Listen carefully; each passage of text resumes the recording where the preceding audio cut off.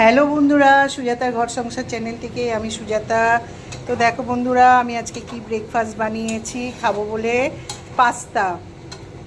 আর আমি একটু না গ্রেভি গ্রেভি করে খেতে ভালোবাসি। পাস্তাটাকে প্রথম সিদ্ধ করে নিয়েছি, সেটা তো তোমরা সবাই জানো।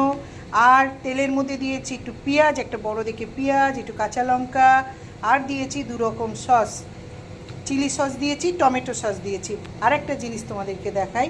দেখো বন্ধুরা, আমি কিনেছি 2টো ফুলকপি। আমাদের মানে ঘরের সামনে দিয়ে ভ্যানে করে যায়, অনেকেই যায়, বাবলুদা, অশোকদা, অনেকেই যায়।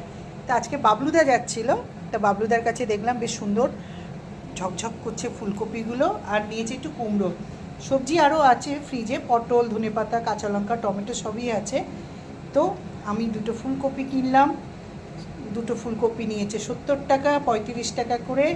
দেখো কেমন হয়েছে সেটা দেখালাম, আর ব্রেকফাস্টটা করে নিই।